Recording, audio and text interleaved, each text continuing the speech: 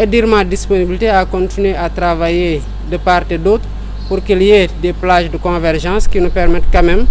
de discuter de ce qui ne marche pas et de voir comment changer ce qui ne marche pas, parce que nous avons la responsabilité historique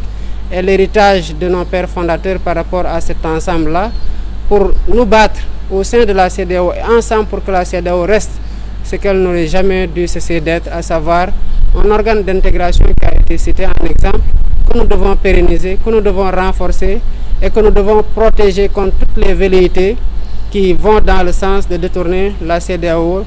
de son objectif d'intégration africaine.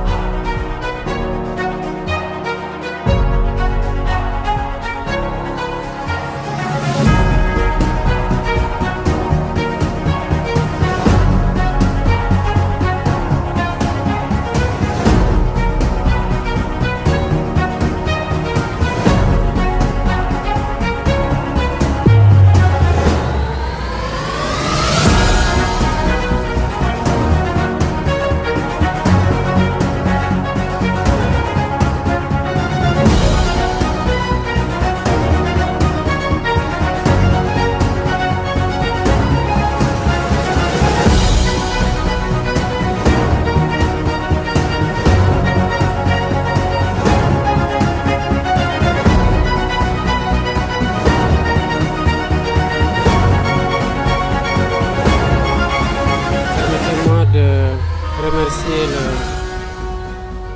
le frère et ami, le président Ibrahim Traoré, pour l'accueil chaleureux et fraternel qui m'a été réservé, ainsi qu'à ma délégation. Et par sa voix, remercier l'ensemble du peuple burkinabé pour cet accueil-là. C'est une visite placée sous le signe de l'amitié, de la fraternité, mais c'est aussi une visite de travail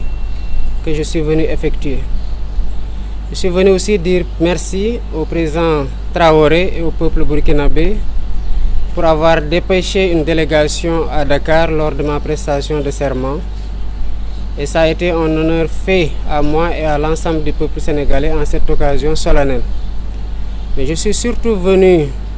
lui réaffirmer mon engagement et l'engagement du Sénégal aux côtés du peuple frère de Burkina Faso, et l'inviter pour qu'ensemble nous puissions travailler à raffermir les relations entre les deux pays sur le plan commercial, sur le plan des échanges, sur le plan de l'intégration et de la circulation possible entre les deux pays à travers aussi l'étape malienne, pour une meilleure circulation des biens et des personnes dans le sens d'une réalisation de l'intégration africaine qui nous tient beaucoup à cœur. Et je suis venu aussi lui dire toute ma solidarité et ma fraternité avec le peuple burkinabé frère dans la période difficile qu'il traverse, mais lui dire aussi mon admiration pour la vaillance de ce peuple-là, sa combativité et sa résilience. Et je sais que la dignité et l'honneur dont ils ont fait preuve, je veux dire les Burkinabés avec son leadership, permettra très rapidement, avec la solidarité agissante des pays comme le Sénégal et d'autres pays africains, de triompher et de faire face aux défis qui retardent quelque peu le décollage de tous les pays africains, notamment dans le Sahel. Nous avons des défis communs, c'est aujourd'hui le défi sécuritaire qui est le plus prégnant, le défi de la migration irrégulière, les défis de la lutte contre les trafics d'êtres humains et de trafic de substances illicites. Et ce n'est que dans la concertation, les échanges de renseignements, les opérations conjointes qu'on réussira ensemble à prendre le dessus sur ces fléaux des temps modernes qui gangrènent aujourd'hui beaucoup de pays et qui retardent, comme je l'ai dit tantôt, le décollage de ces pays-là. Je repartirai du Burkina Faso très réconforté de l'ouverture d'esprit et de la disponibilité du président Ibrahim Traoré, mais surtout de sa disponibilité à renforcer avec nous l'axe Dakar-Ouaga pour développer davantage les échanges et la coopération. Nous avons aussi aborder le sujet de la CEDEAO comme je l'ai fait dans les pays que j'ai visités jusqu'ici. Et je comprends aujourd'hui que les positions soient quelque peu figées, mais je perçois dans chacune de ces positions-là, ou les tenants de ces positions, une fenêtre d'ouverture qui peut permettre de nouer un fil, si tenu soit-il, du dialogue. J'ai toujours l'habitude de dire,